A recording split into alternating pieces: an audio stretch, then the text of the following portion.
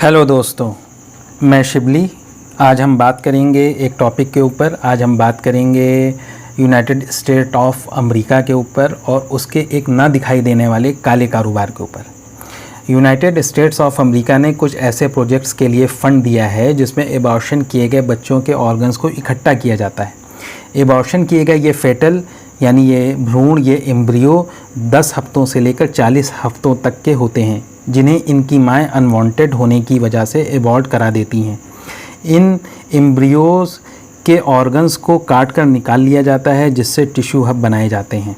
इन बच्चों का दिल, गुर्दा, लीवर, पैर, brain, bladder, ureter, genito urinary यानी उनके प्राइवेट पार्ट्स, उनके जननांग और गोनाड को निकाला जाता है। ये जानकारी अमेरिका की एक anti abortion NGO judicial watch और सेंटर फॉर मेडिकल प्रोग्रेस ने दी है। सेंटर फॉर मेडिकल प्रोग्रेस का हेडक्वार्टर अमेरिका के कैलिफोर्निया के इरविन में है।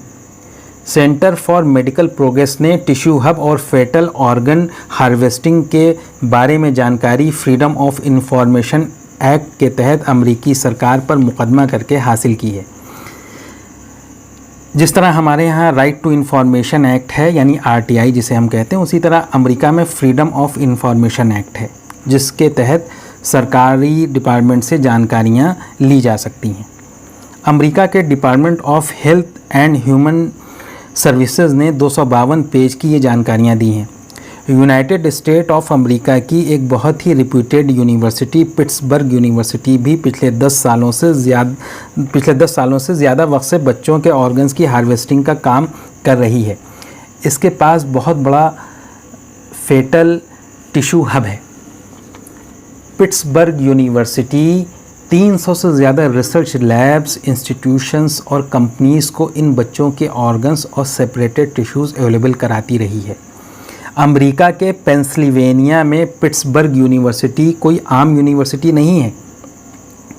दुनिया में एकेडमिक रैंकिंग के लिहाज से ये 29वें नंबर पर है। इसका 2020 का सालाना बजट 2.4 बिलियन यूएस डॉलर था, जो हमारे रुपए में 17,800 करोड़ रुपए होते हैं। अंदाज़ा लगाइए इस यूनिवर्सिटी के बजट से। 1950 में पिट्सबर्ग यूनिवर्सिटी के एक रिसर्चर डॉक्टर जोनास साल्क ने पिट्सबर्ग यूनिवर्सिटी में वायरस रिसर्च लैब बनाई। 1955 में इसी लैब में डॉक्टर साल्क ने अपनी टीम के साथ पोलियो वैक्सीन ईजाद की। 1991 में पिट्सबर्ग यूनिवर्सिटी में दुनिया का पहला ह्यूमन ऑर्गन ट्रांसप्लांटेशन किया गया। ये ह्यूमन लीवर का ट्रांसप्लांटेशन था। ये ट्रांसप्लांटेशन पिट्सबर्ग यूनिवर्सिटी के डॉक्टर थॉमस स्टर्जल ने किया था। थॉमस स्टर्जल को फादर ऑफ मॉडर्न ट्रांसप्लांटेशन कहा जाता है। तो हम लोग बात कर रहे थे पिट्सबर्ग यूनिवर्सिटी के फेटल ऑर्गन हार्वेस्टिंग की।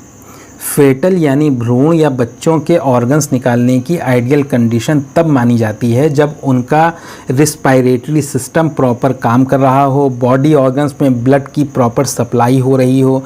सीधा सा मतलब है कि फेटल जिंदा होना चाहिए।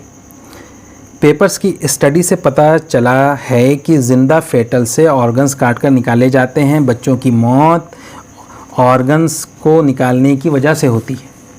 अमेरिका के health and human services department ने पिट्सबर्ग यूनिवर्सिटी को फेटल ऑर्गन टिश्यू की हब बनाने के लिए 2.7 मिलियन यूएस डॉलर की ग्रांट भी दी है। अमेरिकी नेशनल इंस्टीट्यूट ऑफ हेल्थ बहुत से प्रोजेक्ट्स की फंडिंग करता है जो फेटल टिश्यूज़ के ऊपर रिसर्च का काम कर रहे हैं। आइए जानते हैं कि फेटल टिश्यूज़ का इस्तेमाल कहाँ कहाँ होता है।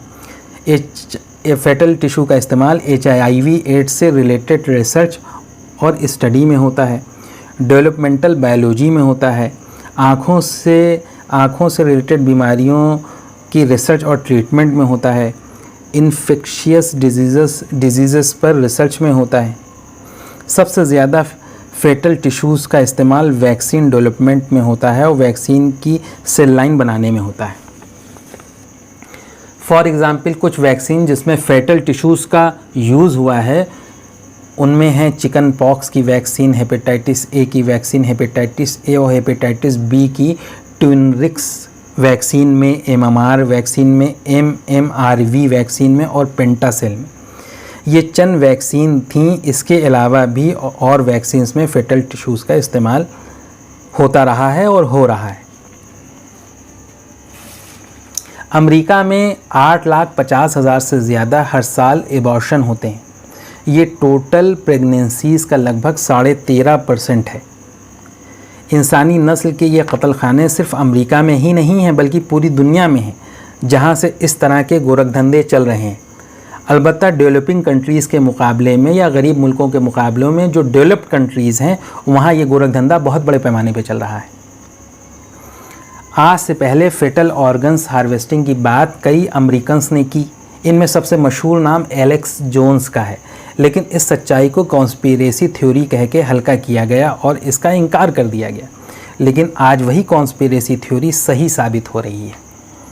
बहुत अफसोस की बात है कि अमेरिका में इंसानों के साथ ये सब हो रहा है। अमेरिका जहां एनिमल राइट्स और एनिमल क्रूलिटी पर भी कानून है, लेकिन एबॉर्शन की इंडस्ट्री में ह्यूमन फेटल बाज़ार की एक बिकाऊ चीज़ बन गया है। एक कैपिटलिस्ट कंट्री की कैपिटलिस्ट सोसाइटी से इससे ज़्यादा उम्मीद भी क्या की जा सकती है। यहाँ तो इंसान से लेकर रिश्तों तक, रिश्ते ही क्या जज्बात भी कॉमर्शलाइज होकर बाज़ार का सामान बन चुके हैं। ये है वेस्टर्न सिविलाइजेशन का क्लाइमेक्स। दोस्तों, अगर आपको पसंद आया हो तो लाइक कीजिए प्लीज़ और शेयर कीजिए।